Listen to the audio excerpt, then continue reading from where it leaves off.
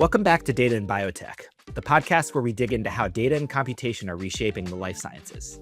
I'm Ross Katz, principal and data science lead at Cordine. Here's a contradiction a lot of you have probably felt. Everyone says AI is transforming drug discovery, and yet drugs still take a decade to develop and cost billions of dollars. Both things can be true at once. Yesterday, I caught up with Woody Sherman, who's a computational chemist who has spent over a decade at Schrödinger building the tools the industry still uses, founded Silicon Therapeutics, where his team took a molecule from concept to clinic in about 3 years on a target most people had written off, scaled that platform across an entire portfolio at Roivant, and now leads the science team at PsiThera, designing oral drugs for immunology targets that today only injectable biologics can hit. In this conversation, we get into why language models are brilliant at code and paperwork, but hit a wall when it comes to molecules, what Woody means by physical AI, and why he thinks drug discovery needs a different kind of model than the one that's powering Claude or ChatGPT, how his team represents molecules as quantum mechanical objects instead of text strings, and why that matters, and the very human problem of getting chemists, biologists, and data engineers to speak the same language, and why the database has to understand all of them. If you've ever wondered where AI genuinely helps in drug discovery versus where it's oversold, this one's for you. And with that, here's our conversation with Woody Sherman. Woody Sherman, welcome to Data in Biotech. Great, thank you. Well, Woody, your career has spanned physical chemistry at MIT, a decade plus at Schrödinger, founding Silicon Therapeutics, scaling platforms at Roivant, and now at PsiThera. Can you walk us through the thread or threads that connect all of those chapters, and what problem or problems you kept running into that pulled you from one stage to the next? Yeah, absolutely. Thanks for the opportunity to be here. I think the underlying thread has been how do atoms and molecules influence biological systems. And, in undergraduate, I actually started by running a bunch of quantum mechanical calculations for some research on organic polymers, looking at nonlinear optical properties, which was super interesting and deep in the weeds of quantum mechanics. But I saw a presenter talk about molecular dynamic simulations and how proteins move and how that can be used to explain biological function and mechanism, and that got me hooked. And so I went to grad school in physical chemistry to continue those types of simulations. But while I was there, my advisor actually ended up moving into the computer science and artificial intelligence lab, CSAIL. And so I've been kind of at that interface of more traditional physics-based simulations, which are super powerful, but complicated and slow and don't really learn as they evolve. And the AI world, which at the time, decades ago, wasn't nearly what it is now, but, one could see that there was promise, and it's it's all starting to come together now. And it's always been this, the core thread has been how do you design molecules to modulate biology and other properties, basically molecular systems, and predicting properties of molecular systems using computational simulations, and tying that all together in the real world through experimental validation and iterative design make test cycles. Yeah, so at PsiThera, we're a fully integrated therapeutics company, and so we have a wet lab with biology, chemistry, structural biophysics, et cetera, right here, but also a very strong computational platform that we've built over the years and continue to develop. And we're focused on oral medicines for challenging immunology diseases. We're focused primarily on validated targets where there's antibody solutions, so injections, and we're focusing on oral medicine. So just think injection in a pill, taking well-known biology, but that's been hard to modulate with traditional oral molecules, and using this computationally heavy simulation approach integrated with the wet lab to design drugs for these challenging targets. Yeah. In your background, you took a small molecule, as I understand it, from concept to clinic in roughly 3 years at Silicon Therapeutics, targeting STING, which is known to be an extremely difficult target. Can you talk to us a little bit about the engineering or computational scaffolding that made that timeline possible? Yeah, so that was a great program because it did really combine many aspects of the computational and wet lab capabilities and all the accumulated learnings over the years. So STING, we were looking for a STING agonist, which is basically something that activates a pathway. So a lot of drugs that people think about are antagonists that block a pathway, which it ends up that there's a lot of ways that you can mess up a pathway. It's a lot harder to actually activate the pathway. And so that was one of the key challenges, and it was a motion-based thing. Sting is a flexible protein that undergoes a conformational change in this activation process. And so we had to not just bind, but bind and lock it into a conformation that was productive for signaling. And the third bit that was particularly hard there is that the endogenous molecules that bind to Sting are cyclic dinucleotides, and these are big, ugly molecules that don't really have drug-like properties. And people historically that have worked on Sting have started with these cyclic dinucleotides, and they could find molecules that worked fine in a cell, but they just didn't work as drugs. They didn't have drug-like properties. They got cleared out of the body before they could actually do anything to the target. And so we took a very novel approach. We found a small molecule that was much smaller than these cyclic dinucleotides that had drug-like properties, and we got it to dimerize on itself, bind to itself through a quantum mechanical pi-pi stacking interaction, which I don't think has been done before. And so in order to do that, we had to run a lot of quantum mechanical simulations, designing molecules that enhanced this intramolecular interaction. We had to run a lot of molecular dynamics simulations, understanding how the protein moves and in the context of these molecules binding. A lot of structural biology and biophysics, a lot of integration with the lab, the iterative design, make, test cycle, and building an organization where all the people were bought into this idea. Computation can be super powerful when used appropriately, but you can't make drugs on computers. You can come up with ideas, you can triage vast chemical space, hypothesis generation is super powerful, but designing that design, make, test cycle still requires making and testing in the lab. And so building that company from scratch with the right people that were experts in drug discovery who were fully bought into the computational platform approach was super important as well. And so there's a lot of technical and scientific aspects in the platform that made it possible. There's also the human kind of psychology and behavioral team dynamics that came together really nicely. And we were able to crack this nut that I think is still unprecedented for designing a small molecule human Sting agonist. Yeah, and as I understand it, the CDNs that you were replacing were also only able to be administered using an injection, and then the small molecule approach, you turned it into a pill, so it's sort of analogous to the work you're doing at PsiThera today as well. Is that right? The organization of the combination of the wet lab and the dry lab, the computational approaches in the wet lab, and then also like the serendipity of having the right people and the right team together. Can you maybe speak a little bit about what uniquely worked about that team or that approach that you take into your work at PsiThera? Yeah, well, team is just so important when you're doing, basically anything. But the harder the problem is, and the more challenges, I think the more, the right people and the right team dynamics is essential. I've always felt that way. We knew that from the beginning.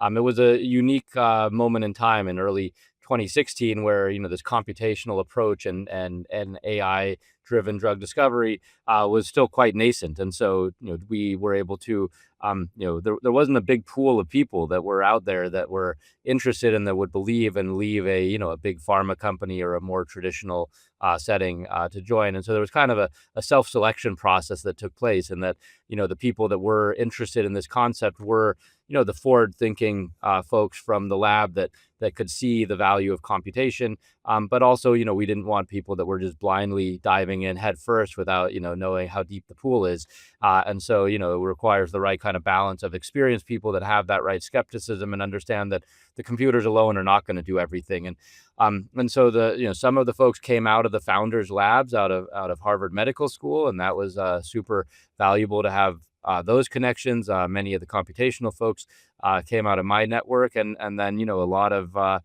talking at conferences, getting the word out, publishing papers, and letting the science really attract the right people to the company. Yeah, that makes sense. And obviously 3 years from concept to clinic is very fast. I'm interested in both what were the main bottlenecks that made it so that it didn't move faster, whether it be compute or synthesis or wet lab assays or human judgment or just the thought processes that needed to work themselves out. And also, what were the bottlenecks that you didn't experience that you felt like allowed you to go from concept to clinic that quickly? Right. So, I think one of the linchpins for most of the folks getting into drug discovery from more of the technology or AI front is that you do need a experienced card carrying medicinal chemist who's made drugs before. There's a lot of things that we can predict pretty well on the computer, but we can't predict everything. And biology is enormously complex, and human experience is still essential. And there's a lot of things about not just what's the right molecule now, but what's the right molecule that can go to the next step, that can go to the next phase, that can be manufactured and produced, and all of these other pieces that go into making a drug. And so Li Jun's son, who was one of the founders of Silicon Therapeutics and at Harvard Medical School, has done some phenomenal work in industry and in academia. And having somebody like that really as the kind of founding medicinal chemistry drug hunter, set the right foundation for the experimental work, the wet lab portion, making sure we had the rigor in the lab and the experience to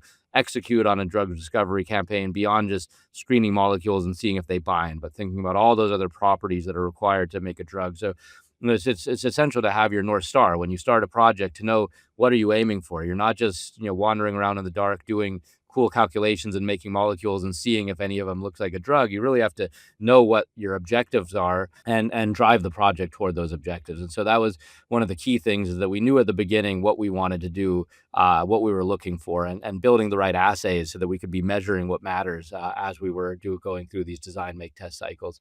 The computation was nascent when we were building it, but we brought in the right people, and we basically built the tools that we needed on the fly to solve our problems. And so rather than building some big complex computational infrastructure and then looking for a problem, building a hammer and trying to look for things that are nails. We basically wanted to build a house, and we had to figure out what was the landscape, what was the environment, where we were trying to go, what were the aspects of the house, the architecting of the house, and then build the appropriate tools to solve those problems. And so, for example, that quantum mechanical, that dimerization, that pi-pi stacking interaction between the molecule binding to itself in the context of the protein binding site is unprecedented. And there were no tools out there to do that. And we wouldn't have anticipated that before getting into the project, that was the right approach. And so we developed a quantum mechanical method on the fly that worked exceptionally well. It was only needed for a few months of the project, but it was really a critical part of the project where we could enumerate all of the substitutions on this molecule to make this pi-pi stacking interaction as strong as possible. And then, building out the other tooling. Once you have this dimer molecule in a protein, none of the other commercial tools out there work for that, because it's never been done before, and there's no reason for somebody to develop a tool for that. So we had to build out the molecular dynamics infrastructure and the free energy calculations and the machine learning AI capabilities all around that particular problem. And so we built the tooling. First of all, a strong infrastructure, as you know, is always essential. Having the right compute resources. We built our own GPU cluster, because this was before, the cloud was as accessible as it is now. And so we had to build the right infrastructure, hardware. We had a great HPC team. All of those pieces had to come together, and then built, as we encountered problems, as the project progressed and we identified the issues, we had to build out those capabilities. This was in the very, very early days of AI. We had some phenomenal young AI researchers who had just come out of grad school and postdocs. And as we collected data on the program, we built the AI tools necessary to address those problems. And then that accumulation has then kind of built the foundation of the platform that we continue to use and develop. But at the time, it was really build what was needed to solve the specific problems. As a startup, you have to be laser focused on the problems that matter. We can't be just thinking about, here's all the cool things that may be useful in the future. We were a small team, a lean team, but mighty team of about 10 computational people and 10 wet lab folks, and doing whatever it takes to solve the problems that arose on the day of that given day of the project. Yeah, that's great. And I love both sides of the coin that you gave there. There's sort of the having that highest possible quality medicinal chemist who serves as the human in the loop, or the leader of the humans in the loop, in order to guide all of the computational work in the right direction and make sure that you're seeing all of the things that the computational work can't see. And then, obviously having the crack team of computational people who can build the tools you need on the fly. So, both together is what enables the level of success that you were able to achieve in the time you were able to achieve it. So that's great. previously, when we were talking, you described this contradiction that I think has come up on this podcast, and a lot of our listeners might feel, which is that AI is supposedly transforming drug discovery, yet drugs still take a decade to produce and cost billions of dollars. In your view, why are those two statements both true at the same time? So before we get into kind of the technical aspects of what AI is good for and what it's not good for, one of the things that is important is that a lot of the low-hanging fruits in drug discovery have been picked already, and so targets that we're going after are getting more challenging. The diseases that we're going after are more complex. The biology that we're trying to unlock has a lot of unknowns, and so even if the tooling is getting better and better, the problems that we're going after are getting harder and harder. And so, and the whole, regulatory system and a lot of those other pieces keep getting more and more expensive and bogged down. And there's a lot of things that, computers just aren't going to solve that make the costs continue to go up. But on whether AI is, transforming drug discovery or not, they're both true at the same time. There's certainly things that these large language models are enhancing undoubtedly across the ecosystem. Automation, orchestration, research, reading, writing, anything that has to do with words, and perhaps most importantly is coding. And the language models are phenomenal with coding. People that never had any coding abilities and practice or training can ask questions and get code that solves specific problems, and that's amazing. And we use that heavily, and I think everybody is using that heavily now. And so there are aspects of drug discovery where that helps. They can ask, regulatory filings, a lot of the paperwork, all those things. Language models are great. Where language models don't have much in the way of strengths is dealing with molecules. And drug discovery is all about molecules. How do molecules interact? Small molecules, large molecules, targets, biology, DNA, RNA, cells, all those things. You could use all the words in the world, and you're not going to be able to describe those processes. And so that's, I think, where the gap is, that folks are really focused on the automation and streamlining things, and all of the language-based tasks that are performed exceptionally well, including generative chemistry type stuff where you can explore chemical space, you can come up with lots of ideas, but then changing all of those ideas or prioritizing all of those ideas based on accurate models, accurate predictions is still a major gap. And I think that's the area that folks need to fill. Many people are hoping that just you keep throwing more data at it and these language models will figure it out. I disagree with that approach. I think we actually need a new kind of AI for drug discovery, in the kind of preclinical discovery stage where you're making molecules.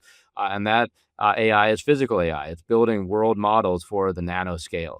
And we're working on that. There's a very small number of emerging companies that are working on that. I suspect some of these larger pure tech LLM type companies are going to be moving in that direction. We saw Anthropic, for example, just hired John Jumper, who came out of DeepMind, who won the Nobel Prize a couple of years ago. That approach has very little to do with language models. There's some language stuff in there in evolutionary sequence information, et cetera, but he's really an atom guy. He came from D. Shaw Research. We were in the same building together when I was at Schrödinger. He understands atoms, molecules, molecular simulations, how things move, and how to tie that into AI. And so I think that we are in a very exciting new space where folks have seen the value that comes out of these language models. Many are just going all in with the language models, but I think there's a emerging group of people and companies who are saying we need a new kind of AI, and that's what people are hearing more and more about. Physical AI and world models, and what we're talking about specifically is that nanoscale world model dealing with atoms and molecules.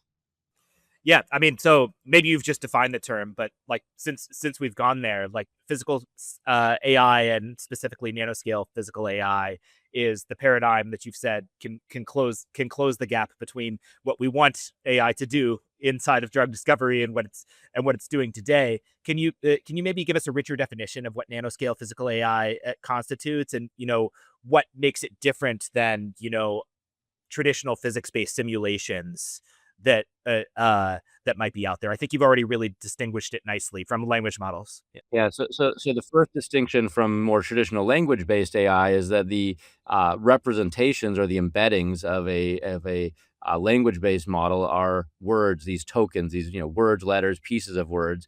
What we're talking about in the molecular physical AI space are tokens, representations, embeddings that have to do with atoms and molecules. So getting away from words and really thinking about quantum mechanical descriptions of molecules where the tokens are essentially orbital type of objects. And so we are describing molecules as this combination of a bunch of orbitals, and quantum mechanics is the underlying principle that defines everything. If there's one thing that I think we can all agree on is that quantum mechanics is the fundamental nature of reality. And so if we can explain things that way, we're going to be able to make better predictions. We're going to be able to both be more accurate and be able to extrapolate more. And so now, where does that differ from the traditional physics-based simulations?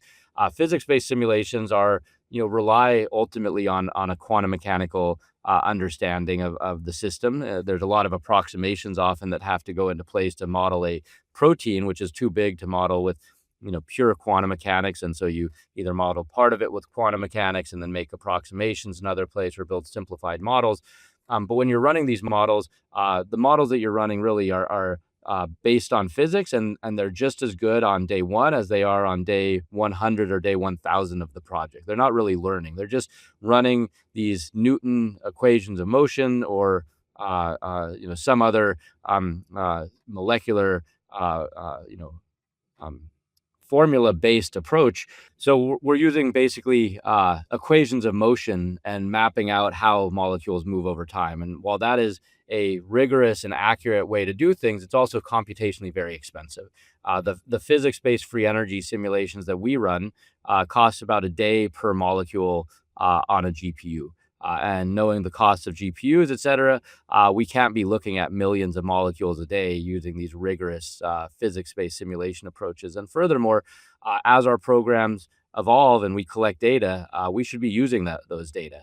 And so the idea of physical AI is to use the principles of physics and physics-based simulations, but not to directly simulate the system, but to extract embeddings that describe the system. And then you could work more in the latent space to do a lot more, both generative chemistry as well as predictive modeling, based on data that either has been already generated previously, either in the public literature or in-house, or data that's arising over the course of the program.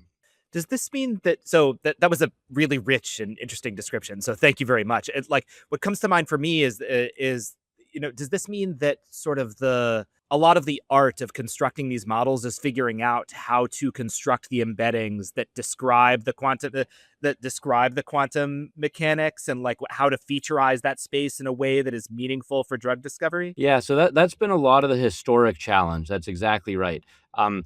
Folks have generated fingerprints of all different flavors and graph representations, et cetera, trying to simplify molecules from these complex three-dimensional dynamic objects to a machine interpretable language, which tends to be overly simplified. And so that's been one of the biggest gaps in the field so far, is that folks that have been applying machine learning approaches to drug discovery typically treat molecules as a linear string, a fingerprint, or sometimes now more emerging, a 2D graph. But those both still have big limitations when we know the reality is molecules are these three-dimensional quantum mechanical objects. And so what we've done most recently within PsiLabs, which is our AI lab within PsiThera, is to build out what we call the PsiFormer, which is a true quantum mechanical embedding of molecules. And so it's a learned embedding based on these orbital-like representations of molecules. We train on quantum mechanical calculations. And so it's no longer like a human-tuned or a human kind of derived extraction of things that we think are related to the molecule. It's just representing the underlying quantum mechanical object through these orbital-like embeddings. And then that's used. So we train on that, and then we can use that to apply to, fine tune on various different endpoints. And I think that's the direction the world is going to go. We started with these linear, smile strings and fingerprints. They were not great, but they were useful. And as folks have moved more into the 2D graph representations, that's closer to what molecules look like. They're definitely more like graphs, but that doesn't encapsulate the 3D, it doesn't encapsulate the dynamics, and it doesn't encapsulate any of the quantum mechanical properties of molecules. And so we're going straight to that endpoint, and I think that's what's going to really open up this nanoscale physical AI revolution in drug discovery. That plus other types of approaches, the co-folding approaches that were pioneered by AlphaFold, for example, that we're continuing to push and democratize through the Open Fold Consortium. Lots of other things going on, but I think really those are the key pieces: is understanding proteins as proteins, as three-dimensional objects, and other biomolecules as that, and understanding drugs and small molecules as these quantum mechanical entities, which you can use then to train on endpoints of interest based on public or internal data. Yeah, that makes a lot. That makes a lot of sense. So, when we were talking previously, you made this analogy of aerospace, where generative AI can produce novel aircraft designs, but the engineers still rely on physical models to determine whether a design can actually fly. How does that analogy map onto drug discovery, and where do you think it breaks down? Yeah, so it's very similar in a lot of ways. With airplanes, for example, they come up with a lot of ideas, and the physical models tend to be based on a lot of these traditional physics models of materials, of strength and aerodynamics, et cetera. And then they make pieces, and they actually still put things in wind tunnels and kind of measure the stuff that's still overly complex for a pure physical model to understand. And we're in the same type of regime with biology. I would say that biology is substantially more complex than aerodynamics, and so there's a lot more moving parts. There's a lot more underlying formulas. There's a lot more complexity. There's a lot more interactions between many more objects in the system. But conceptually, it's that same type of idea. And if the airplane is still of that level where we can't just build it all on a computer, drug discovery is even more so that. And it requires that iterative design, make, test cycle. So you can iterate through a lot of designs with the airplane computationally, and ultimately you have to do some testing in the lab. And the same thing on the drug discovery side. We can iterate through a lot of ideas computationally. And the question is, how do we go from these 10 to the 60 possible drug-like molecules that people talk about to the next 5 molecules that we're going to make in the program? And so it's a bigger space to explore. The interactions and the interactions are more complex to model with quantum mechanics. The biological systems are more complex. I mean, biology, is human biology is the most complex thing that we know in the universe, and there's just so many facets of it that you need that experimental testing. But if you can pull these pieces together, like the airplane, you should be able to make a lot better products, a lot faster, a lot more efficiently. That's interesting. And as I was hearing you talk, it occurred to me that when we're designing an airplane, we're designing an airplane for one specific purpose, which is to fly. And what you were describing earlier with your work on Sting was that, you weren't trying to create a platform to solve every biological problem. You had a focus on a particular biological problem, and you created the tools and processes that you needed to solve that problem. And so when you narrow the scope of the problem you're trying to solve, maybe it is more like designing an airplane, because you know what flying looks like for the particular molecule that you're trying to design. But when it's open-ended and you're trying to design a method that solves all of biology, then the complexity and the sort of the scope and the high dimensionality of the space just is there to bite you. Yeah, that's right. Yeah. No, I think the more you can define your problem in advance, the better. And at the same time, there is common tooling, and the tools that we did build for Sting. It's not like we throw those away when the project is done. That becomes part of the foundation of what we're building, and then we build further on that. And many of those tools continue to be used today and have been built on today. And so but the number of problems is vast. And we're not at the field as a stage of having a button that you press to kind of get you to a drug.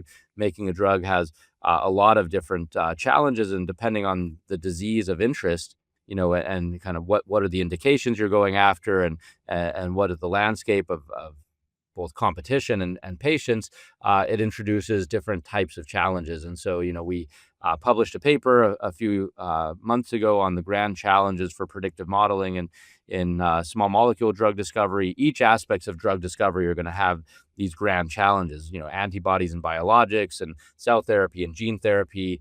So depending on your approach, there's these different types of problems that arise. And most importantly is understanding what are these problems that you're trying to solve. And then, either just starting drug discovery and addressing those as they arise, which is what we started with. And now where we are now is trying to build that complete toolkit to solve those problems. So a priori, you could come into them, and it's not an infinite number of problems. We know, what's needed to make a drug. You need to engage with the target. You need to be selective against potential off-target liabilities. You need to be soluble and permeable. You need to be in the body for the right amount of time and not be metabolized and cleared. So if we can have predictors for these various different endpoints that we're going after, then you can start to think about a true generative framework that can explore chemical space for the disease of interest. But what we first need is to have not just the automation and the generative tooling, but to have those predictive models under the hood so we can drive toward our objective. Yeah, that makes a lot of sense. One thing that you mentioned as you were describing nanophysical AI was sort of this idea that traditional physics-based simulations, like the kind you helped build and commercialize when you were at Schrödinger, are accurate but slow, and critically they kind of start from scratch each time. So they're not learning from the data that you're feeding to them. So I'm interested in how and what changes when you build a physical AI system that learns from physics-based data. So, I think the things that change are, first of all, that there's a lot of upfront training that needs to take place. With the traditional physics-based simulations, the work goes into kind of building the model in a different way. It's building the equations, the equations of motion and the parameters associated with that. And once you have that, you run it. With the physical AI world, you first have to think about what is the embedding, which is in a sense the same thinking as how are we going to run the simulation, what are the equations of motion, et cetera. And then the training is the big piece that comes in, which is what are the data that we need in order to train these models, which in our space ends up being some combination of synthetic data, in silico generated data, and physical data. And I think we're moving more and more into this in silico data generation space, where with those right embeddings, again, the right description of the molecule, that is really quantum mechanics. And actually, it's one of the few areas of the world where you could actually get more accurate information from a simulation than an experiment in many cases. When you get down to that quantum mechanical level, that is the description of the molecule, and it's as good as it gets. And it's not just a single number; it's a full three-dimensional, electron distribution. Yeah, as I understand it, that's because the measurement tools that we have at our disposal aren't like the level of error in those measurement tools is such that the quantum mechanics are as good or close to as good as actually measuring it in the lab. That's Is that right, right? exactly. And Yeah. when you start to measure a molecule, and you do it through if you want to get the structure through crystallography, for example, you end up having a frozen representation of that. With simulations, we could have dynamic representations of those, and we could actually extract a lot more information. We can extract essentially the whole wave function for the molecule, and with the wave function, you can describe all properties of the molecule. And so the quantum mechanics, the data generation component, ends up being potentially a very large investment that requires a lot of expertise. But then once you have that representation and that understanding of molecules, now you could start training as data comes in, and generating data for the project that's going to make those models more accurate. So whereas the old physics-based simulations, once you built that initial model, that's what you got throughout the course of the program, and throughout the course of all the other programs. And maybe you could tune some kind of settings and how you set things up, and how you deal with your protonation states and little things like that. But you're not truly learning as the data comes in. In this new paradigm, the models can't make predictions without some data to train on. But once you start having those data, the models get more and more accurate, and not just the accuracy, which can supersede the physics-based simulation accuracy, because you're actually training on the true endpoints that matter. but you also get scale. And so rather than being able to simulate, one molecule per day per GPU with the traditional physics-based simulations, we can now do millions per second, and that's a game changer. Right. So even if in principle the oracle or the surrogate model that you're using to evaluate the candidates that you have available is less accurate than the simulation would be if you ran the one per day, when you're running millions and you're able to explore space that much faster, you're able to move toward your solution and know which data to generate next that's going to get you the information you need to get closer. Am I thinking about that right?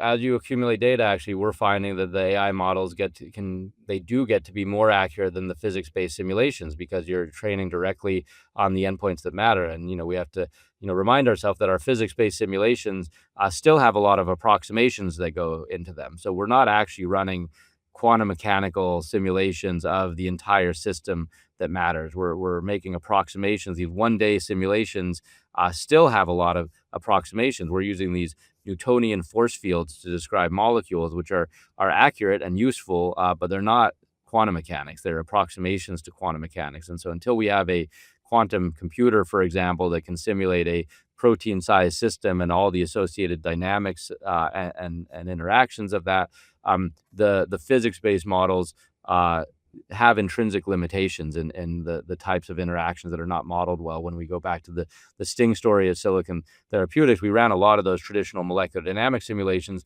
but we still had to drop down to pure quantum mechanics to understand that pi-pi stacking interaction, which is something that just doesn't get represented with the simplified force fields. That's very interesting. 6 months ago, Recursion and MIT released Bolt 2 under an MIT license with the headline claim of near FEP quality binding affinity at roughly 1000x the speed. If that claim holds, then it sort of pressures the case for needing physics-based simulation in the loop at all. So, I'm interested in, from your perspective, where would you trust a model like that in your workflow today, and where does it break, or where would you expect it to break when incorporating it in? Yeah, so I can first of all say that proposal doesn't hold, and that's what the field has been learning over the course of the last 6 months. It was exciting news. It was a great press release, but it's just not the reality.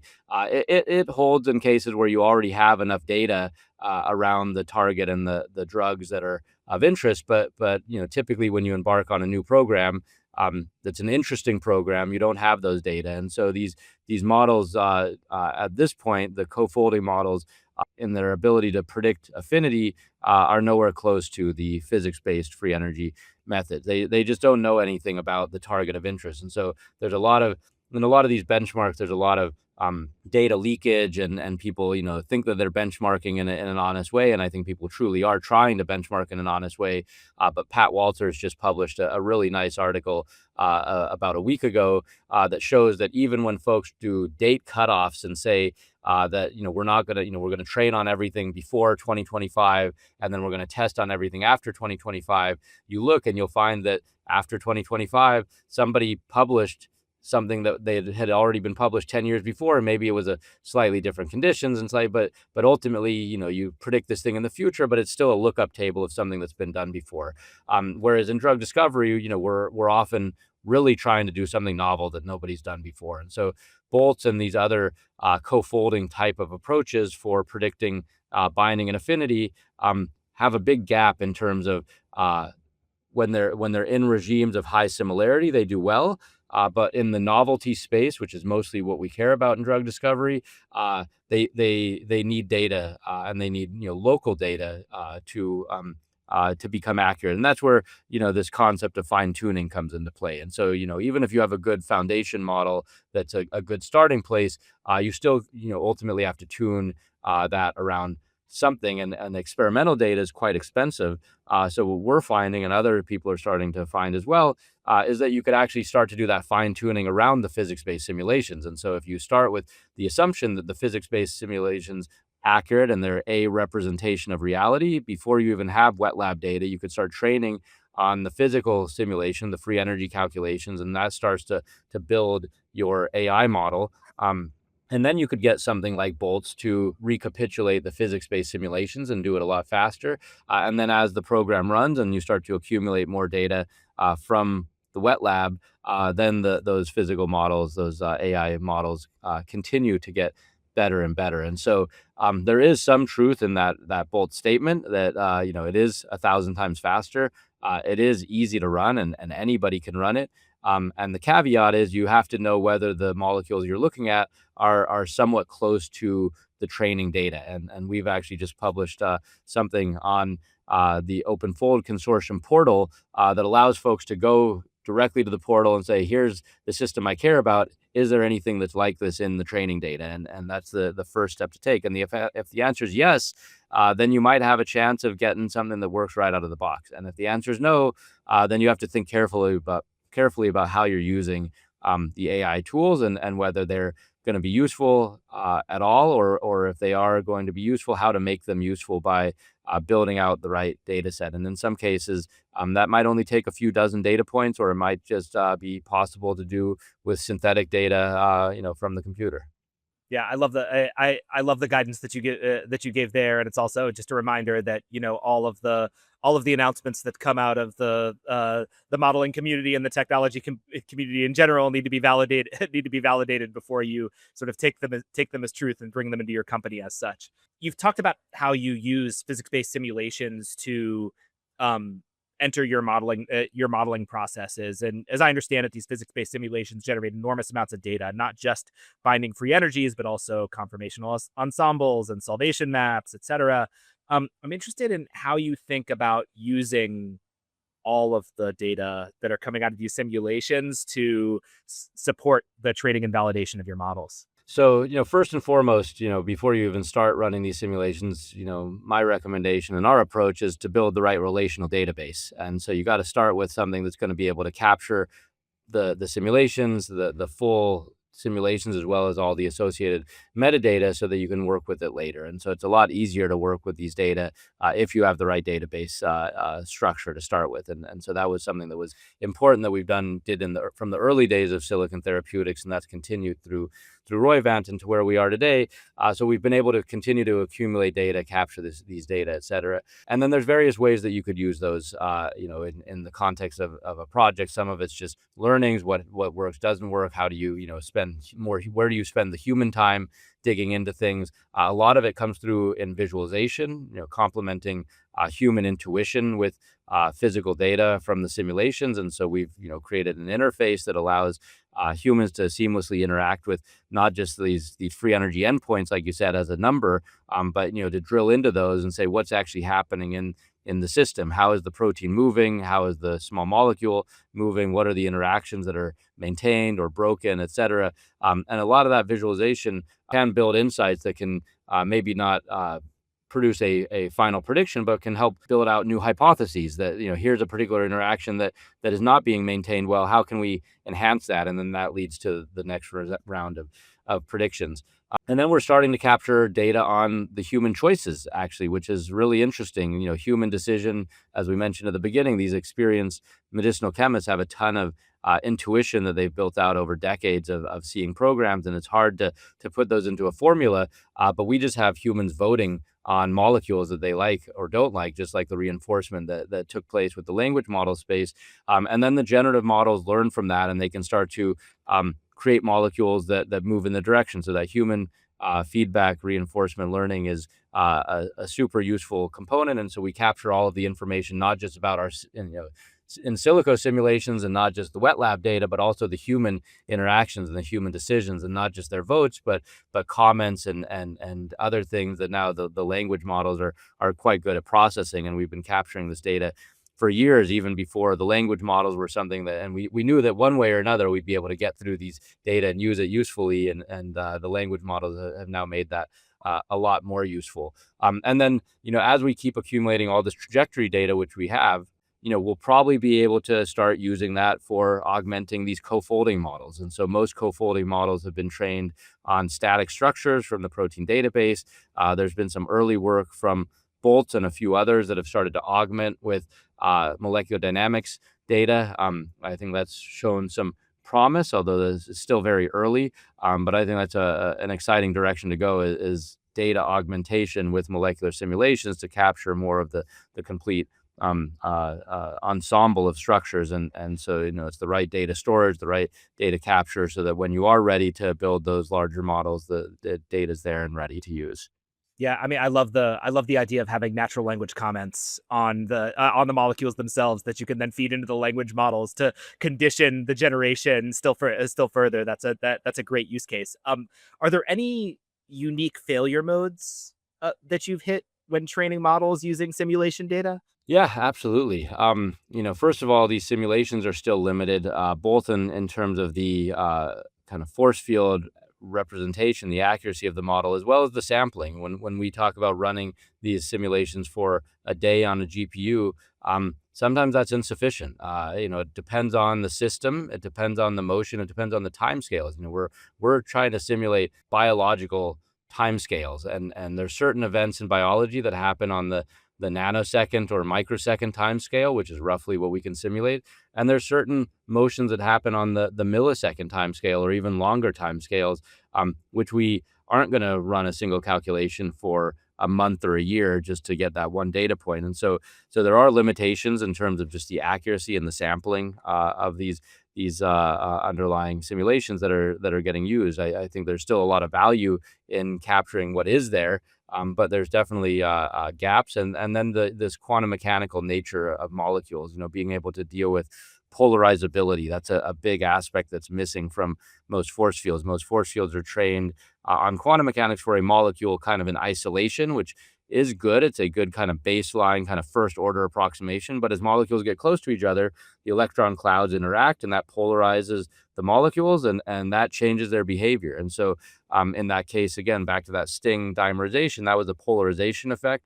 Couldn't be captured with traditional methods. We had to rely on the quantum mechanics. And so we still have we're in a field where there's rigorous quantum mechanics, but only on very small systems. There's more approximate molecular simulations on big systems that get you kind of toward the biology, but miss out onto the subtle interactions. And there's a lot of very specific interactions in drug discovery that are governed by these more subtle quantum mechanical features. No, I love that. It's really interesting. Another thing you mentioned earlier was this idea that you're capturing all of these different kinds of data that maybe your typical off the shelf system like an ELN or a LIMS might not be designed to capture. So I'm interested in SciVision and what you built in order to enable you to house and interact with the different types of data that you're now capturing when you do drug discovery in this way. Yeah. So, yeah, super important. First and foremost, starting with the right relational database, the right schema, the understanding of what those data may look like. What does a quantum mechanical calculation produce? What does a molecular dynamics simulation produce?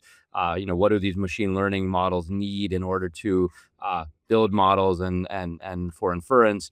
And that requires all the different types of representations that we might see of molecules. We certainly still deal with smile strings, like we mentioned at the beginning, that are not great for building machine learning models, but they are a very efficient representation of the molecules themselves that can be used for simple querying and looking for redundancy. And it's basically, it is your database key. This is the molecule that all the data is associated with that. So you have to build things from the context of molecules are kind of the central entities that matter, and a lot of stuff derives from there.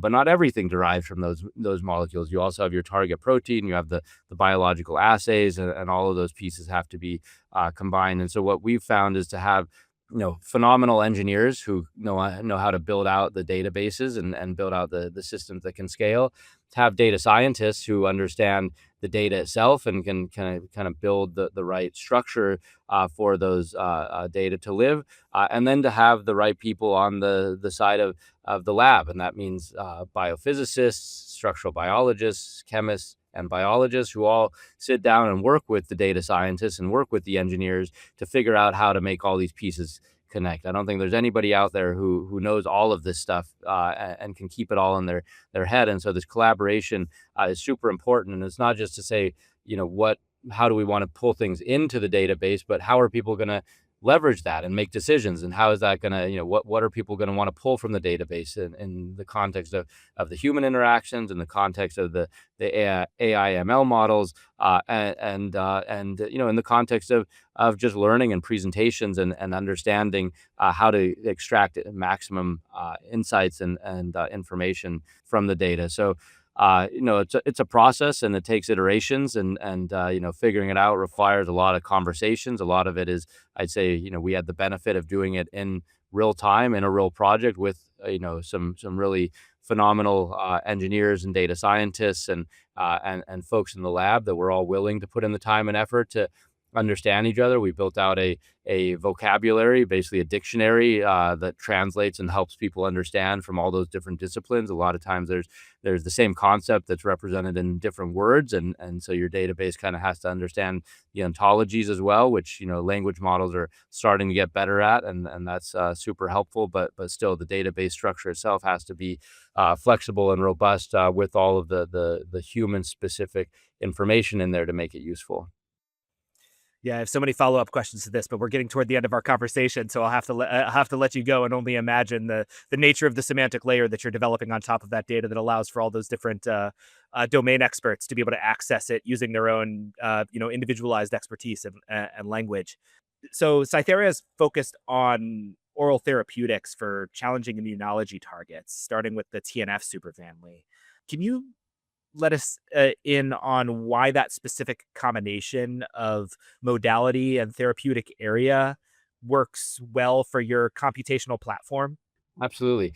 First of all, why focus on this area in the first place? We feel there's a real unmet need for patients. Immunology diseases continue to grow for various reasons. The antibodies have been very powerful, but in some sense, in many cases, maybe too powerful. And there's the cost and the convenience factor. And so there's the value of having an oral for patients is huge. And from a drug discovery company perspective, the value inflections come earlier when you have a highly validated target, like the TNF superfamily, TNF alpha, which was the target of Humira, which was the greatest selling drug of all times. That validation that there is a target that's important in the context of human disease means that if you have a molecule that can do something to that target and maybe have better properties from the perspective of patients, you can measure that value a lot earlier in the process. You don't have to get all the way to like a phase 2 clinical readout to see that you're on the right path and creating value. As far as why this is, what's our advantage in working on this?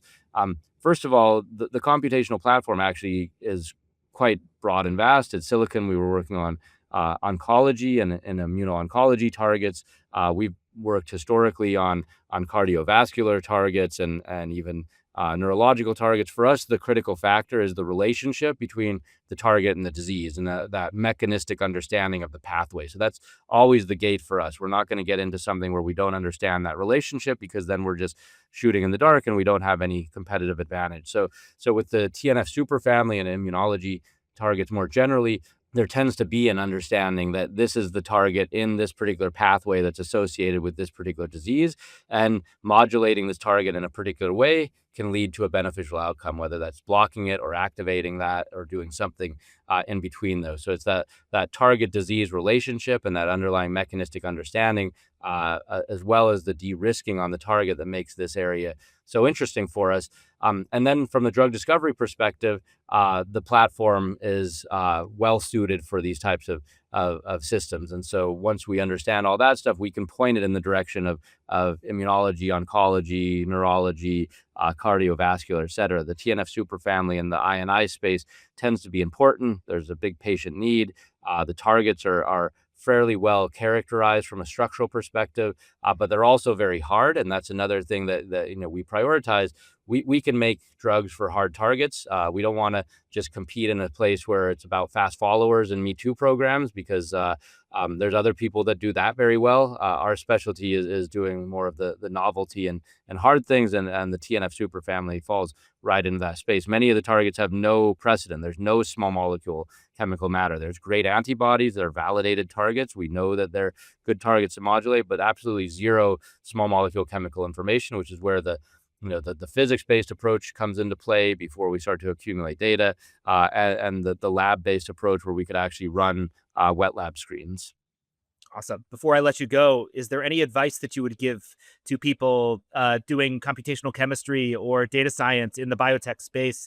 Some hard-won lessons that you have from your illustrious career. Yeah, so I think cross-functional learning, I'd say, is the most important thing. I'd say have great depth in one area, at least. Is more areas the better, but you can't be an expert in everything. Make sure you're an expert in something, but that you continue to communicate across all the disciplines. Drug discovery is hard, and no one discipline is going to solve drug discovery. So I'd say from a computational chemistry perspective, first, learn as much as you can about chemistry, the limitations and challenges of synthesis. You had asked before, about some of the bottlenecks and the slowest parts of the cycle, and we didn't get to that, but it is still chemical synthesis, primarily in the design, make, test cycles is the rate limiting step. And so you better understand chemistry and understand if the molecule you're proposing is going to take a day or a week or a month or a year to synthesize. So understand chemistry, understand biology, work closely with experts, be a voracious reader. I'd say be curious. It's probably the most important thing, is just be curious. And when you start to see data, dig in and try to understand what it means and why. And if you don't have the expertise to do it, try to find somebody in that particular discipline who can help you understand that and keep accumulating that depth of knowledge. Great advice. Well, Woody, it's been a pleasure having you on the podcast. I really appreciate it. Yep. Thanks, Ross. It's been a pleasure. Yep. Take care. That's our conversation with Woody Sherman. A few things I'm taking away from it. The first is AI isn't one thing. The language models that are transforming coding and paperwork aren't the ones that predict how a molecule behaves in the body. Those are different problems that need different tools. The second is that the representation of those molecules is the whole game. Whether you treat a molecule as a text string, a 2D graph, or a quantum mechanical object changes what you can predict. And also the ways that you represent the phenomena that are available to you in that data influences what the model can take out of them. And a good portion of the field is still using the simplest or easiest version that can be integrated with existing model architectures. The third is that computers don't make drugs, teams do. Woody kept coming back to the human side, the experienced medicinal chemist as the North Star, and the cross-functional trust that lets a computational prediction change what happens in the lab. And I found it really interesting to hear him talk about sort of the team dynamics that they wanted to create and how, a really great small team can accomplish a lot in a very short period of time. And the last was Woody's description of how PsiThera is picking hard problems on purpose. They're going after validated targets with no small molecule precedent, because that's where a physics-first approach has an edge before any data exists. And it's interesting to think about how choosing the right kind of hard problem creates, a moat for a computationally heavy industry like biotech. And then his closing advice is worth repeating as well. You go deep in one thing and stay curious across everything else. And obviously, when you see data that you don't understand, then you dig into it until you do. If you got something out of this, then please share it with someone on your team who's trying to figure out where AI fits into their own work.